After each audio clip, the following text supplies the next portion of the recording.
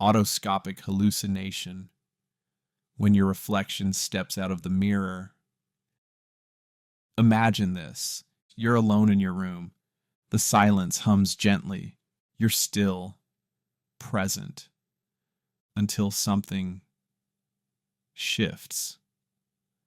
A flicker of movement in the corner of your eye. You turn slowly, cautiously, and standing across the room just a few feet away is you. Not a reflection, not a trick of light, but your body, your face, your posture, mirrored in impossible detail. A perfect twin. Breathing, watching. This is not a dream, not madness. It's a real documented phenomenon known as autoscopic hallucination. A rare condition where your brain in some profound misfire renders you into your own field of vision. You appear externalized, separate, like a ghost of yourself that forgot it was supposed to stay inside. Unlike an out-of-body experience, you're not floating or disconnected. You are grounded, sober, present, but so is your double. It looks at you, reacts to you, breathes with you, and sometimes it smiles. What would you do if your own face stared back, calm and curious, as if waiting for you to understand something you've long forgotten? For some, it lasts seconds. For others, minutes, hours, an intimate haunting. In one documented case, a woman studying alone watched herself walk silently into the room and sit down beside her. Same hair, same clothes, same expression of disbelief. Her double smiled, softly, knowingly, and then vanished without a trace. These are not flickers, not shadows mistaken for movement. Autoscopic hallucinations are vivid, precise. The brain doesn't just glitch, it performs. And that's what makes them so deeply unsettling, because how can you trust your reality when your own mind can render you as other? Neurologists link these hallucinations to disturbances in the temporal-parietal junction, a region responsible for integrating body awareness, orientation, and spatial perception.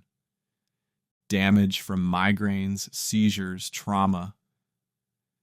Anything that disrupts this network can cause the self to split. Not metaphorically, visually, bodily, real. And yet, despite medical explanations, the emotional impact remains unfathomable. What does it mean to confront your mirror without the glass? To witness your body detached from your will? Historically, poets and mystics have spoken of doubles, doppelgängers, as omens, as symbols of inner war, guilt, or death. But this is no myth. This is science colliding with something eerily mythic. Take the story of Goethe, the famed German writer who once saw himself riding in the opposite direction along a road. Same clothes, same horse, same self. The memory stayed with him forever. And it begs the question, what part of us leaks outward when the veil thins?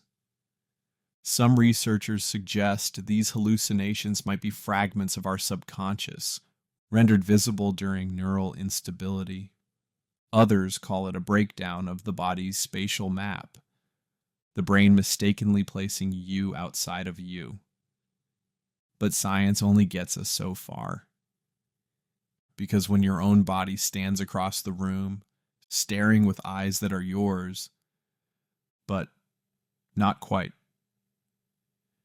there is no language that can explain the unease, no logic that can rebuild what's just cracked, and not all doubles are threatening. Some people report comfort, curiosity, a strange sense of clarity, as if seeing themselves from the outside gave them perspective the mirror never could. But more often, the reaction is fear. Fear that the boundary between mind and world is thinner than we thought. Fear that the self is not a solid core, but a shifting network, fragile and fractured.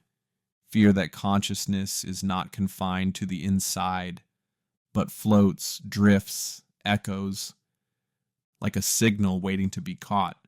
Autoscopic hallucination is not just a neurological anomaly, it is a crack in the illusion of identity. Because if your brain can project a living, breathing you into your reality, what else is it creating without your consent? How many layers of the self are merely stories? How many reflections are we already carrying inside unseen? In labs today, treatments exist, medications, therapy, brain scans, but they cannot erase the existential tremble that follows an encounter with one's double. Because deep down, it doesn't feel like a malfunction. It feels like a message. A moment where the inner self steps forward and says, "You don't really know who you are. So the next time you look into a mirror, pause, breathe, and ask quietly, who's really looking back? And how certain are you that they plan to stay on your side?"